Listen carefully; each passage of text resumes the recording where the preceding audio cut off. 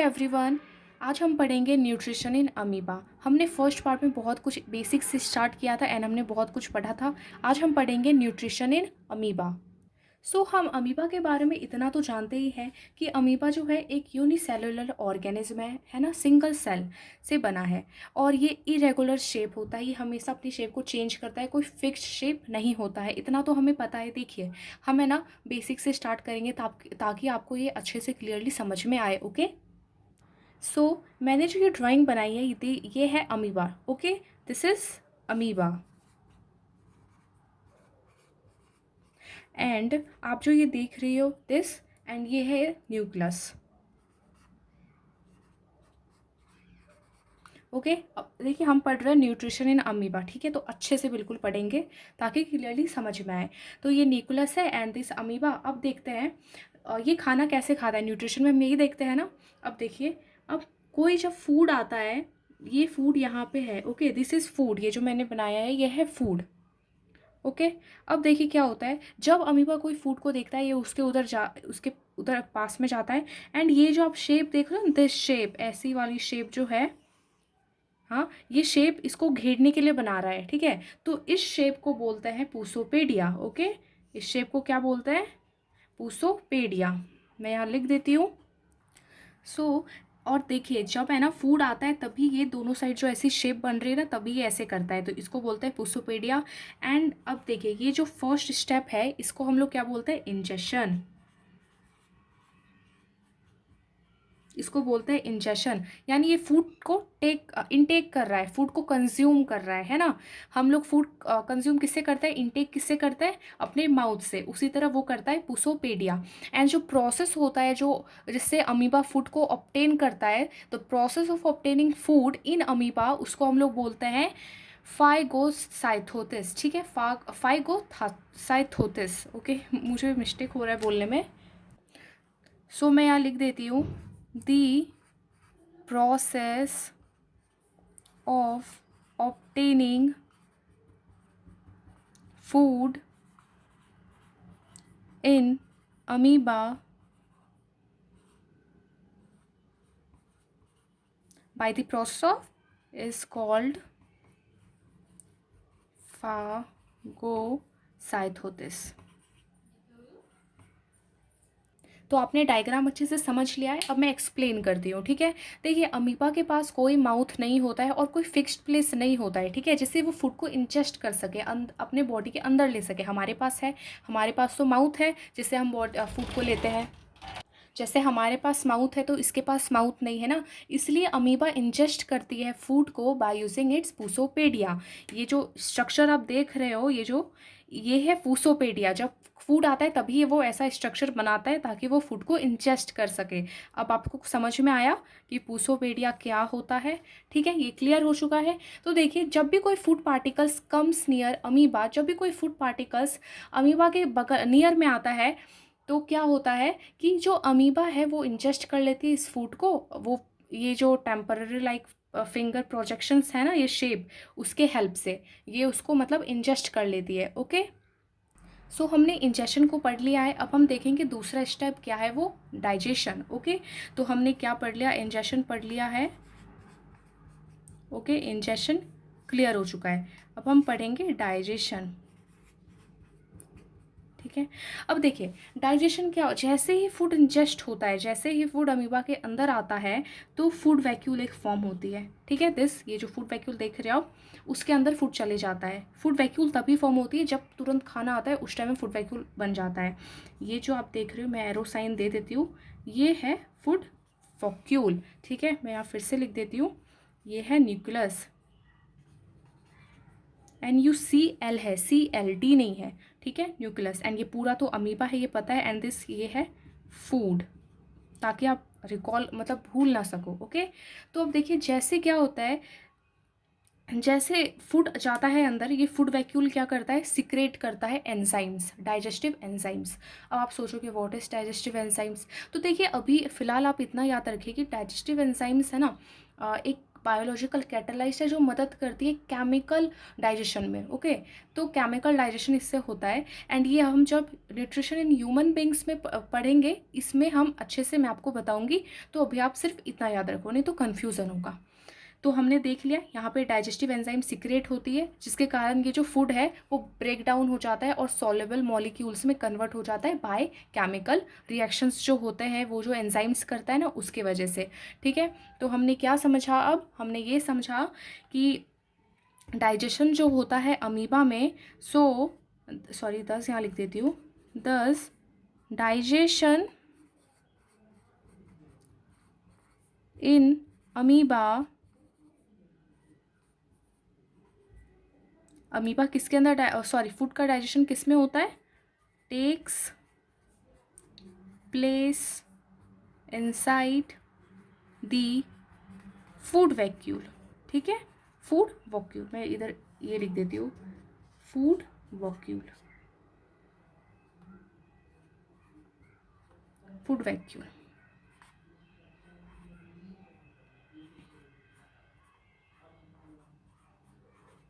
Okay, तो digestion in amoeba takes place inside the food vacuole होता है। ये आ गया समझ में? एंड ये जो प्रोसेस था, ये जो प्रोसेस मैंने जिसका डायग्राम आपको दिखाया है, ये है डाइजेशन,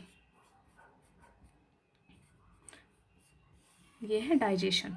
तो आपने इंजेक्शन को समझ लिया, डाइजेशन प्रोसेस आ गया समझ में, डाइजेशन वाला स्टेप आ गया समझ में। अब हम पढ़ेंगे एब्सॉर्प्शन। हमने डाइजेशन देखा। तो अब देखिए, डाइजेस्टेड जो फूड था, मैंने अभी बताया ब्रेक डाउन हो गया था, सॉल्युबल मॉलिक्यूल सॉल्युबल में कन्वर्ट हो गया, ब्रेक डाउन हो गया। तो जैसे ये ऐसा मतलब जैसे डाइजेशन हो जाता है, तो अब क्या होता है, ये जो मतलब जो डाइजेस्टेड फूड है ना फूड वैक्यूल में, ये जो है अमीबा में है, अमीबा में जो साइटोप्लाज्म होता है उसमें वो डायरेक्टली क्या होता है, एब्सॉर्ब हो जाता है बाय डिफ्यूज़न। तो डिफ्यूज़न तो ये लोग सब जानते हैं, ठीक है ना, बहुत ईजी है, बचपन से पढ़ रहे हो। अगर फिर भी नहीं पता तो मैं बताती हूँ। डिफ्यूज़न वो प्रोसेस है जिसमें ना मूवमेंट होता है सब्सटेंसेस का हायर कंसनट्रेशन से लोअर कंसनट्रेशन। तो उस प्रोसेस से, डिफ्यूज़न के प्रोसेस से जो फूड वैक्यूल में जो फूड था वो साइटोप्लाज्म में एब्जॉर्ब हो गया। ठीक है, इतना समझ लिया हमने। अब देखिए, अमीबा है ना सिर्फ एक सिंगल सेल से बना है। Okay, only a single cell. तो इसको कोई ज़रूरत नहीं है कि इसके डाइजेस्टेड फूड को मतलब ब्लड कैरी करे, है ना। ऐसा तो ह्यूमंस में हम सब में ऐसा होता है, मल्टी सेल्यूलर अमीबा में ऐसा नहीं होता, तो उसको ज़रूरत नहीं है इसकी। तो अब जो फूड वैक्यूल में जो साइटोप्लाज्म में फूड एब्जॉर्ब किया, अब वो जस्ट स्प्रेड हो जाता है किसमें, पूरे अमीबा में। ठीक है, आ गया समझ में, पूरे अमीबा में एब्जॉर्ब हो जाता है। एंड जैसे ही फूड निकलती है फूड वैक्यूल से, फूड वैक्यूल डिसअपेयर हो जाता है। ओके, आ गया समझ में, फूड वैक्यूल डिसअपेयर हो जाता है। क्यों होता है? क्योंकि इससे में जो मतलब जैसे ही एब्जॉर्प्शन होता है, जैसे ही एब्जॉर्ब कर लेते हैं सारे मतलब अमीबा उसको, तो फूड वैक्यूल डिसअपेयर हो जाता है। मैं यहाँ लिख देती हूँ, after absorption of food the food vacuole disappear.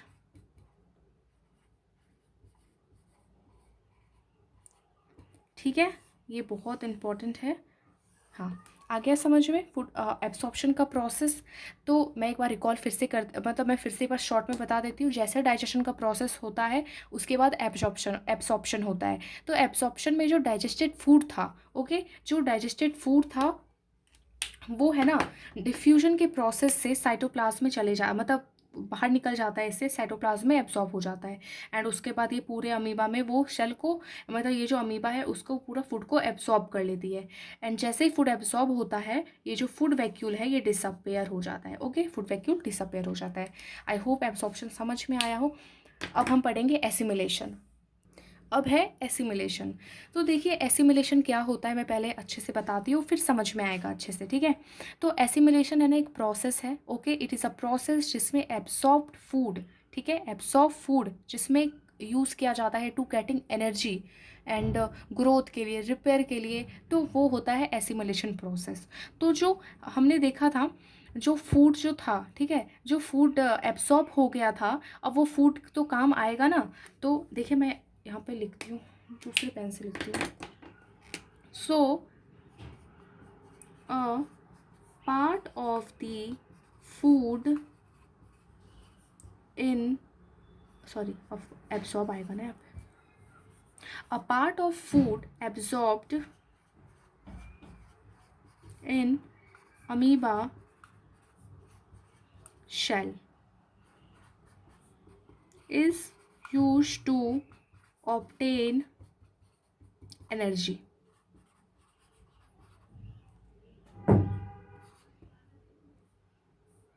through respiration.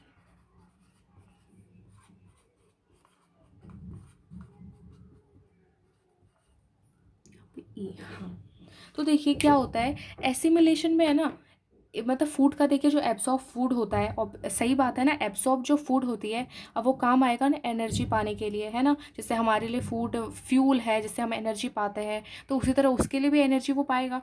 तो एनर्जी वो पाता है कौन से प्रोसेस से, रिस्पायरेशन, और ह्यूमन बींग्स भी रिस्पायरेशन से ही पाता है। तो इस प्रोसेस को भी हम जानेंगे आने वाले मतलब लेक्चर में, ठीक है। तो आ गया समझ में ये वाली बात। अब देखिए क्या होता है, कुछ रिमेनिंग पार्ट जो होता है एब्सॉर्ब्ड फूड का, ओके, कुछ remaining part, the remaining part of absorbed food is used to make the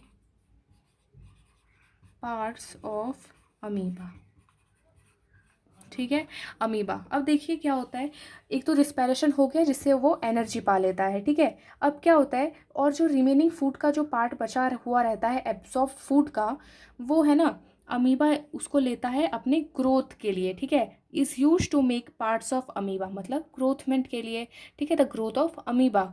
तो ये क्लियर हो चुका है एसिमिलेशन का प्रोसेस अमीबा में। ताकि देखिए वो इसलिए ऐसा करता है, ग्रोथ करता है ताकि वो रिप्रोड्यूस कर सके अपनी डिवाइडिंग, और जो उसके शेल्स हैं, है ना, डिवाइड और करता रहे वो। सो एक सेकेंड में यहाँ लिख देती हूँ एसिमिलेशन। नहीं, ये डायग्राम तो आ ही गया होगा समझ में, है ना, ठीक है। अब हम पढ़ेंगे अब हम एसिमिलेशन के बाद क्या, हाँ, एसिमिलेशन के बाद होता है एजिशन, ठीक है, एजिशन अब पढ़ेंगे। सो अब हम पढ़ेंगे एजिशन। तो देखिए अगर हम खाना खाते हैं तो सारा खाना तो हमारे काम में नहीं आता ना, तो हम वेस्ट मटेरियल भी फॉर्म्ड होता है जो अनडाइजेस्टेड फूड होता है ना। तो उसी तरह अमीबा जो पूरा फूड एब्जॉर्ब करता है, बस उसमें अनडाइजेस्टेड भी तो होगा ना। तो उसी तरह वो अमीबा जो है अनडाइजेस्टेड फूड को थ्रू आउट करता है, उस प्रोसेस को बोलते हैं एजिशन, ठीक है, उस प्रोसेस को क्या बोलते हैं, एजिशन। तो देखिए अमीबा के पास कोई फिक्स्ड प्लेस नहीं होती है, ठीक है ना। Amoeba has no fixed place. किस चीज़ के लिए फिक्स्ड प्लेस नहीं है, अमीबा के पास फिक्स प्लेस नहीं है। जैसे हमारे पास एनस है जिससे हम फूड को थ्रू आउट करते हैं ना, उसी तरह मतलब जो अनडाइजेस्टेड फूड है उसको करते हैं। तो उसी तरह अमीबा के पास कोई फिक्स्ड प्लेस नहीं है जिससे वो रिमूव कर सके, removing the undigested part of food. इसलिए जब कुछ अमाउंट अनडाइजेस्टेड फूड का अमीबा में कलेक्ट हो जाता है तो वो अपने शेल मेम्ब्रेन्स को सडनली से क्या करती है, मतलब रैप्चर करती है, एंड मतलब खोलती है, एंड कोई भी प्लेस पे, एट एनी प्लेस पे अनडाइजेस्टेड फूड को वो थ्रू आउट कर देती है, बाहर फेंक देती है अपने बॉडी से। ये देखिए यहाँ पे ये बाहर फेंक रही है, ठीक है, अनडाइजेस्टेड फूड थ्रोन आउट, ठीक है ना। इंजेक्शन प्रोसेस तो वैसे भी बहुत इजी होता है, मैं लिख देती हूँ द प्रोसेस इन विच, इजिशन वो प्रोसेस है जिसमें the undigested food is removed, okay, undigested food remove हो रहा है फ्रॉम दी बॉडी। अब आप सोच रहे हो उसको बोलते हैं इज कॉल्ड इजिशन। एक सेकेंड, हाँ, तो अब आप सोच रहे हो एक तो सिंगल शेल अमीबा है, फिर भी जो ह्यूमंस में जो प्रोसेस होती है, हमारे में भी इंजेक्शन होता है, डाइजेशन होता है, एब्सॉर्प्शन होता है, एसिमिलेशन होता है, इजिशन होता है, ठीक है। उसी तरह अमीबा में भी ये सब होता है, ठीक है। बट हमारे में क्या है, थोड़ा सा कॉम्प्लेक्स प्रोसेस है। तो देखिए हमने डाइजेशन इन अमीबा, हमने न्यूट्रिशन इन अमीबा पढ़ लिया है। अब हम पढ़ेंगे न्यूट्रिशन इन ह्यूमन बींग्स। सो उससे पहले है ना, मैं आपको एक अच्छे से एक चीज़ बताती हूँ। देखिए ये मैंने बहुत मेहनत से बनाई है ताकि आप लोगों को क्लियरली हो जाए बिल्कुल। तो ये देखिए हमने पहले क्या पढ़ा था, हमने पढ़ा था पहले इंजेक्शन, है ना। उसके बाद हमने क्या पढ़ा था, डाइजेशन। देखिए फूड यहाँ पूसोपेडिया फॉर्म हो रहा है ना, ये हो गया इंजेशन, ठीक है, इनटेक ऑफ फूड। एंड ये है डाइजेशन, ठीक है, डाइजेशन हो रहा है यहाँ पे, ये फूड वैक्यूल में डाइजेशन हो रहा है। एंड यहाँ आप देख रहे हो फूड ब्रेक डाउन हो गया, डॉट डॉट का साइन से रिप्रेजेंट किया है। सो डॉट डॉट हो गया एंड ये जा रहा है फूड वैक्यूल कहाँ, साइटोप्लाज्म में। उसके बाद स्प्रेड हो जाएगा पूरे जो मतलब वो जो पूरा एक सेल है उसमें। सो ये प्रोसेस को हम कहते हैं एब्सॉर्प्शन।